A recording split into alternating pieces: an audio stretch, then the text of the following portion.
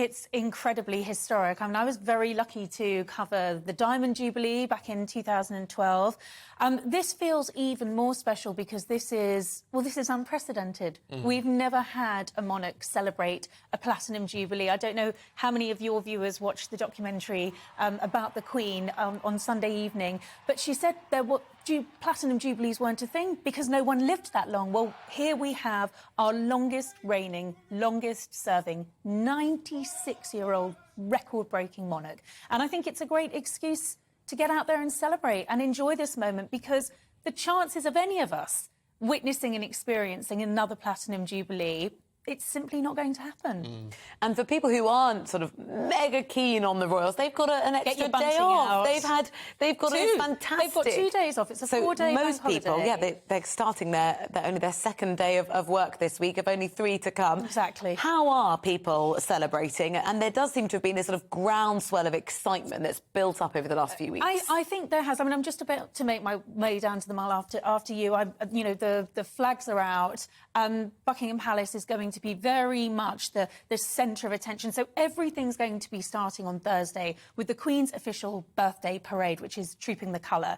And from then on, it's really just countdown to the final day, which is that big pageant that will go through the streets of London, the likes of which no one has ever seen. You've got a service of Thanksgiving sandwiched in there, a party at the Palace on the Saturday night, the Epsom Derby, and you know, I think it's going to be a very, very special occasion. Now, whether you choose to go down to town to Buckingham Palace to celebrate and be a part of it, you don't necessarily have to do that. You know, it's going to be all over your televisions, and there's going to be this big lunch initiative, which was a huge success during the Diamond Jubilee celebrations, and people will be lunching up and down the country, and the royals are out travelling. We heard yesterday from Buckingham Palace that we're going to see the royals travel to all corners of the United Kingdom. This is not a London-centric celebration. This is about the United Kingdom and everybody being able to celebrate. It's interesting because it is in some respects a celebration of the country in a way, and how we perceive ourselves through our head of state.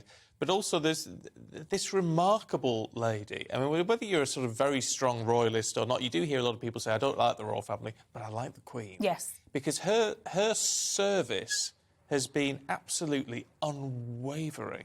It has, and I think that's why that service of Thanksgiving on the Friday is going to be so important. I mean, a Jubilee is a moment, really, to give thanks to Her Majesty and all that she has done.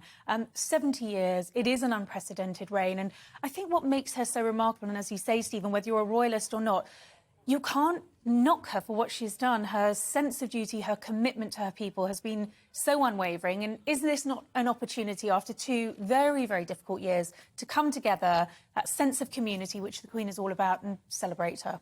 How much of the Queen do you think we're going to see this week? Because she obviously missed the state opening of Parliament, and she'd been, you know, struggling with some mobility issues. Yes. And doctors were saying it's sort of on a day-by-day basis they're working out what kind of things she can commit to. Well, I think absolutely the hope is that she's going to be there at Trooping. Now, we usually see her on the day receiving the royal salute. That's on the Thursday. That's on the Thursday. Now, it's unlikely that we're going to see her receive the salute. We understand it's going to be the Prince of Wales. So in the same way that he stood in for the Queen at the state opening of Parliament, we'll see him standing in for her. But we are hoping that she's going to be on the Buckingham Palace balcony. We're told there may be 2 balcony appearances. It's very difficult for Buckingham Palace to give us any certainty because, as you say, until they know on the day how well she is, we just can't have any certainty about any of this. But, of course, the service of Thanksgiving, it is very much her hope that she'll be there. She was looking forward to the Derby on Saturday, the Epsom Derby. It's one of her favourite racing events. There's a big question mark over that now. I think there's also a sense that she needs to pace herself.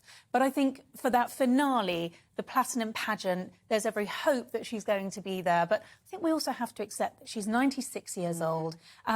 We will see her, but we're not going to see her as much as we did at the last Diamond, I'm so sorry. What about the grandchildren in all of this? Because we've got Harry flying in. Yes. We've got Eugenie flying out. Yes. Well, Eugenie will be here for the celebrations, but we've learned today that she's going to be dividing her time in future between Portugal, where her lovely husband, Jack Brooks landed a swish new job. She's going to be dividing her time between Portugal and England, but she will be there over those celebrations. Harry and Meghan, as you said in your intro, they are going to be jetting over from LA. And, of course, big question marks over how much of a profile the Sussexes are going to have? Are we going to see a lot of them? Is there a risk that they're going to overshadow the celebrations and the Queen? I think the hope is very much not. We're told they're coming back with a scaled-back entourage. But don't forget, this is going to be the first time that the Queen will have met her great-granddaughter Lilibet. She hasn't seen Archie for a couple of years. So not going to the Epsom Derby does give her a little bit of free time in Windsor on the Saturday,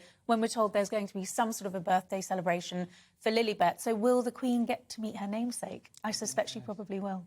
I mean, that, in terms of the family, because we talk about the controversy and all of that, and we're interested in all of that. Of course. But for the family, it would be so lovely for the Queen to see the family a bit more united, wouldn't it? For me, and I think for many people, the idea of a royal family is all about unity. If they can't stand there and be united, it does put a question mark over why we have them there. This is all about community and bringing people together.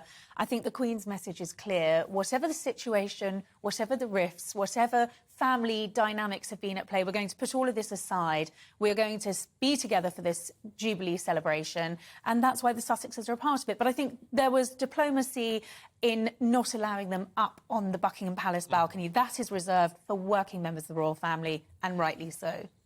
If you could just give any advice to Harry and Meghan, what would it be? How do they manage this? Because we were just talking about half an hour ago, it's sort of whatever they do, they're going to get criticised, aren't they? Keep it humble, keep it low profile, and remember, this is about HMQ.